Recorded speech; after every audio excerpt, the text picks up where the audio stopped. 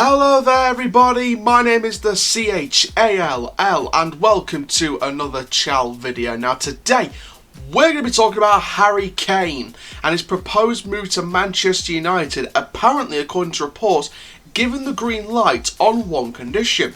Now before we get started, please make sure you like, comment, subscribe and click the notification bell so you never miss a YouTube video.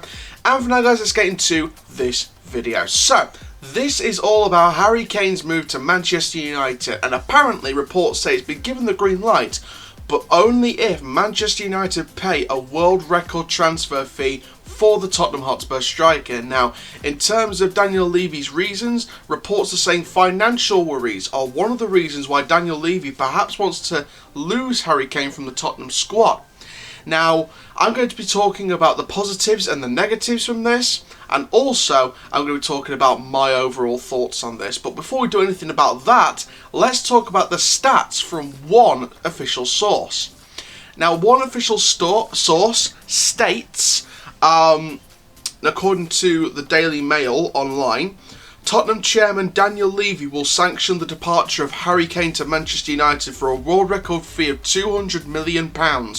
Because of financial worries and exasperation with England's captain for going off message during the coronavirus crisis.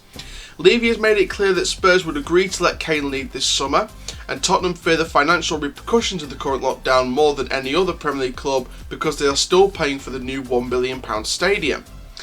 Now, it's significant that Spurs were among the first top-flight clubs to furlough non-playing staff despite the negative publicity it attracted. They reportedly owe $637 million on the stadium loan and $83 million on the transfer fees. And Levy is understood to have been furious at Kane's recent comments that the Premier League season should be voided if it wasn't completed by the end of June.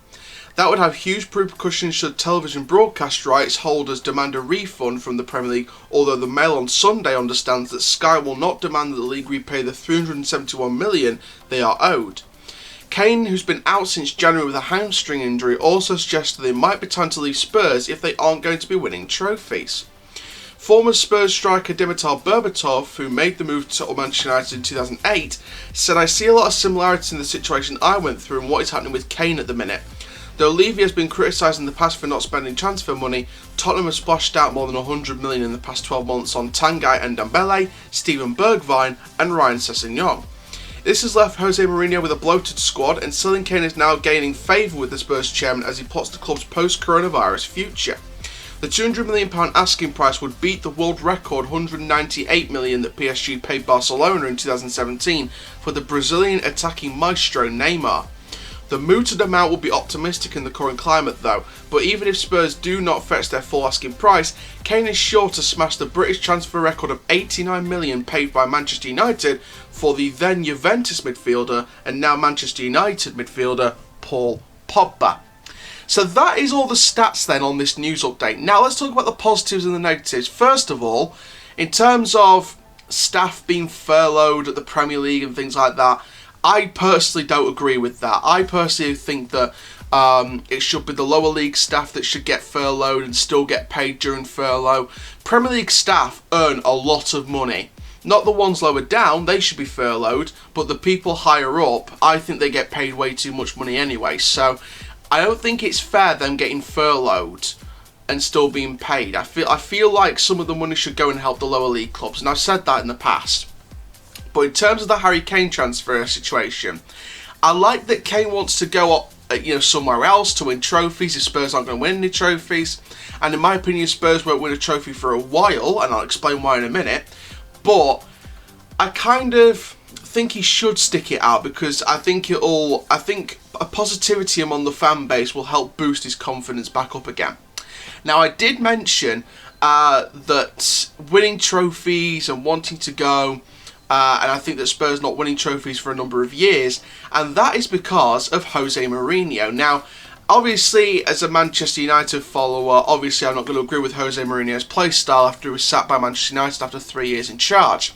But I don't agree with Mourinho's play style. I believe, personally, I'm sure he's a lovely guy, but I think in the modern day world of football, I feel like Arsene Wenger, he's finished. I just have a bad feeling he's finished in football. Unless he can turn something round in one of his future clubs, I just don't see it working at Spurs. I really don't. And I was quite surprised actually when they sacked Mauricio Pochettino in the first place, because Pochettino delivered free flow, attacking football. It's what Ole Gunnar Solskjaer wants to deliver at Manchester United. It's what his project is at United.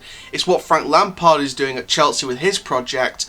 But Mourinho is very defensive. And defensive isn't exactly a bad thing. It's just not good football. You can get results against the lower teams. You can draw or lose against bigger teams. You can get scraped results in the Champions League or whatever. But if you don't play good football, it's not entertaining to watch. And when I've watched Mourinho's football at Spurs, it's been very passive. It's been very sort of back line and sort of hoof the ball over and try and hope for the best. And then you just get counter-attacked by the opposition. It's not exciting football to watch at the minute. And with Pochettino, his football was free flow. It was attacking. It was show no mercy attacking football. And that's what won him Champions League final. A place in the Champions League final. That's what won Pochettino top 4 finishes. That's what won him over with the fan base, and that is why I think Pochettino shouldn't have been sacked in the first place. I think he could have turned this around, but the Daniel Levy just didn't want to accept that he didn't want to turn it around, and he just sacked him and brought in Mourinho. Yeah, yes, I can see why they brought in Mourinho, because he is a serial trophy winner in the past. Again, that's very specific. In the past, he's been a serial trophy winner, but he just doesn't have it anymore. Unless he can turn it around with Spurs or a different club, I just don't think Mourinho has it anymore. Maybe to sort of revitalise Mourinho's career, he needs to go away from Spurs, go back to Europe, gain his trait again, and then come back to the Premier League with Chelsea or Tottenham or a different club, and just do well. Just do well.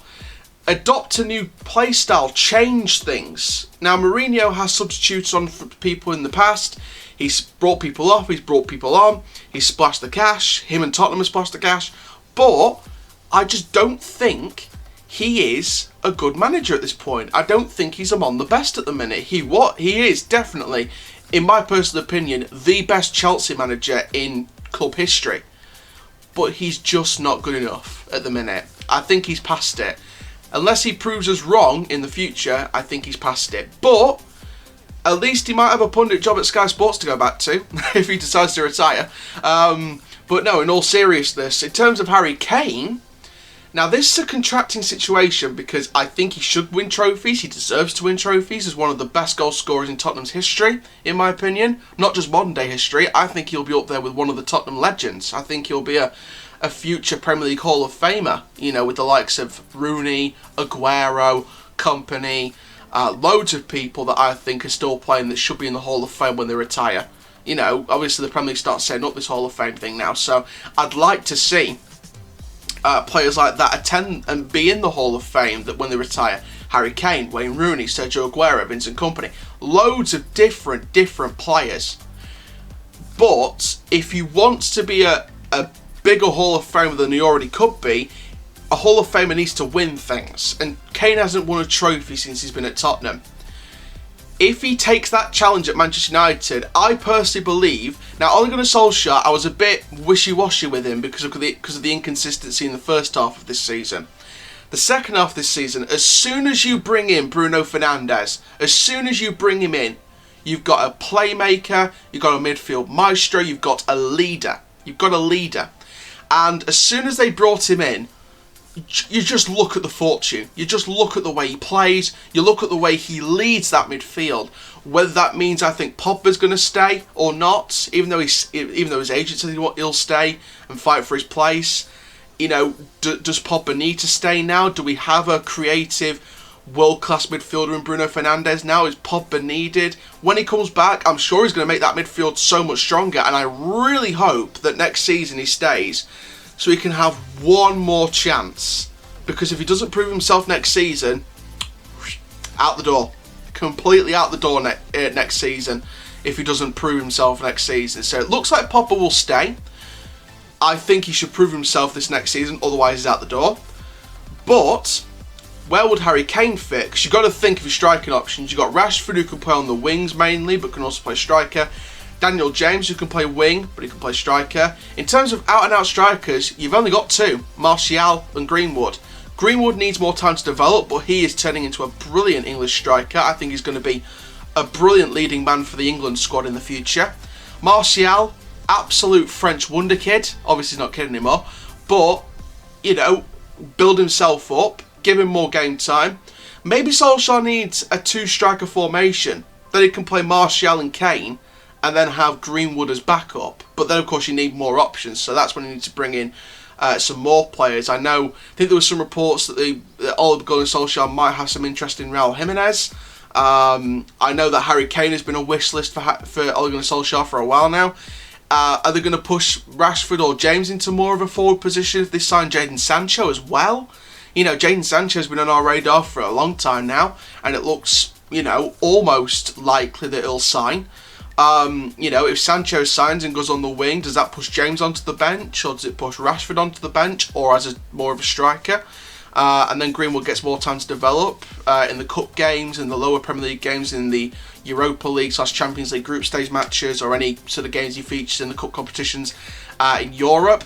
It's a very contracting situation. I want Harry Kane to win trophies because he deserves it, but is Manchester United the right move? And is $2 million? You've got to think, £200 million is the price tag apparently. Is that the right price tag in my opinion? I'm not too sure. If that's the right price tag. So, very interesting situation. Obviously, we'll keep tabs on that. But, thank you very much, guys, for watching this transfer news update on Harry Kane's future. Manchester United, Europe, I really don't know. Staying at Spurs. I think staying at Spurs might be unlikely. I think he may leave this summer. There's a possibility he may leave this summer. But it's just a case of where, really. I'd like him at Manchester United, of course I would. But, is he going to flop? Is it going to be another multi-million-pound flop like Paul Pogba, personally, I feel like is at the minute? Again, like I said before, next season, give Pogba a chance. If he doesn't do it, out the door. And to be fair, it wasn't worth the £98 million we paid for him so far. Next season is the chance to prove he is worth that price tag when he comes back from his injury or whatever he's doing. Next season is the season for Paul Pogba. Don't prove himself, out the door.